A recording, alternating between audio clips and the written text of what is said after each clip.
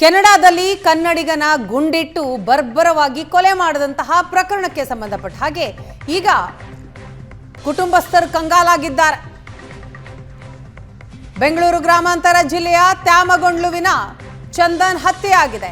ಮಗನ ಹತ್ಯೆಯ ಸುದ್ದಿ ಕೇಳಿ ಕಂಗಾಲಾಗಿದೆ ಚಂದನ್ ಕುಟುಂಬಸ್ಥರು. ಕೆನಡಾದಲ್ಲಿರುವ ಚಂದನ್ ಸ್ನೇಹಿತರಿಗೂ ಕೂಡ ಈ ಕುರಿತಾಗಿ ಮಾಹಿತಿಗಳು ಸಿಗ್ತಾ ಇಲ್ಲ. ಈಗ ಗೃಹ ಸಚಿವರಾದಂತಹ ಡಾಕ್ಟರ್ ಜಿ ಪರಮೇಶ್ವರ್ ಅವರು ಚಂದನ್ ಮನೆಗೆ ಭೇಟಿ ಕೊಟ್ಟಿದ್ದಾರೆ. ಕುಟುಂಬಸ್ಥರ ಜೊತೆ ಮಾತನಾಡ್ತಾ ಇದ್ದಾರೆ. ಏನಾಯ್ತು ಅನ್ನೋದರ ಬಗ್ಗೆ ಮಾಹಿತಿಯನ್ನ ಪಡೆದುಕೊಳ್ತಾ ಇದ್ದಾರೆ. ಏನ್ ಪರ್ಪಸ್ ಆಗಿದೆ ಅಂತ ಟ್ರೇಸ್ ಔಟ್ ಗೊತ್ತಿಲ್ಲ. ಇನ್ವೆಸ್ಟಿಗೇಷನ್ ಪ್ರಾರಂಭ ಮಾಡಿದ್ದಾರೆ.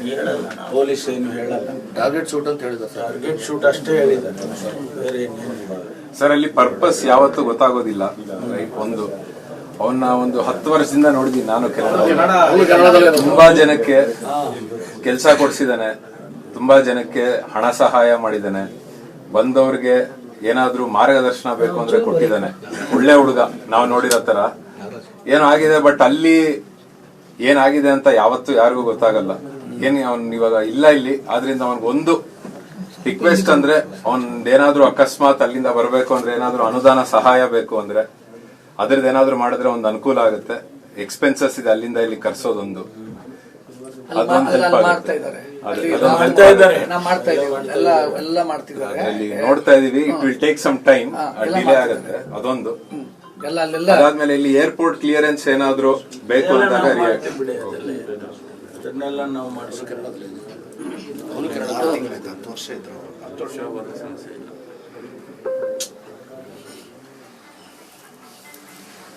ಇನ್ಮುಂದೆ ಹೋಟೆಲ್ಗಳಲ್ಲಿ ಕಾಲಹರಣ ಮಾಡಿದ್ರೆ ದಂಡ ಫಿಕ್ಸ್. ಮೀಟಿಂಗ್ ಮಾಡಿ ಗಂಟೆಗಟ್ಟಲೆ ಕಾಲಹರಣ ಮಾಡಿದ್ರೆ ಅಂಥವರು ಇನ್ಮುಂದೆ ದಂಡ ಕಟ್ಟಬೇಕಾಗತ್ತೆ. ಹೋಟೆಲ್ ಮಾಲೀಕರ ಸಂಘದಿಂದ ದಂಡ ವಿಧಿಸೋದಕ್ಕೆ ಚಿಂತನೆ ಆಗಿದೆ.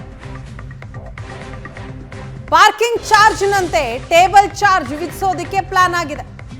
ಸಣ್ಣ ಮಧ್ಯಮ ಹೋಟೆಲ್ಗಳಲ್ಲಿ ತಾಸುಗಟ್ಟಲೆ ಕೂತು ಕಾಲಹರಣ ಮಾಡ್ತಾರೆ. ಊಟ ತಿಂಡಿ ಮಾಡಿ ಹೋಗುವ ಬದಲು ಕಾಲಹರಣ ಮಾಡಿದ್ರೆ ಇನ್ ಮುಂದೆ ದಂಡ ಕಟ್ಟಬೇಕಾಗತ್ತೆ. ಆ ರೀತಿಯ ಚಿಂತನೆ ಅಂತೂ ನಡೆದಿದೆ. 500 ರೂಪಾಯಿಯಿಂದ 1,000 ರೂಪಾಯಿ ದಂಡ ವಿಧಿಸೋದಕ್ಕೆ ಚಿಂತನೆ ನಡೆದಿದೆ. ಶೀಘ್ರವೇ ಸರ್ಕಾರಕ್ಕೆ ಪತ್ರ ಬರೆದು ಹೊಸ ನಿಯಮ ಜಾರಿಗೆ ತರೋದಕ್ಕೆ ಸಿದ್ಧತೆಯನ್ನ ಮಾಡಿಕೊಂಡಿದ್ದಾರೆ ಹೋಟೆಲ್ ಮಾಲೀಕರ ಸಂಘದವರು.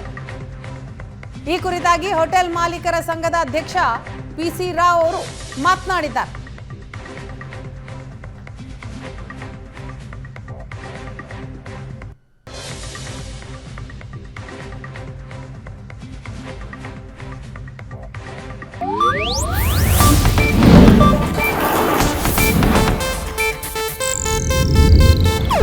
ಇದು ಏಷ್ಯಾನೆಟ್ ನ್ಯೂಸ್ ನೆಟ್ವರ್ಕ್ ಪ್ರಸ್ತುತಿ.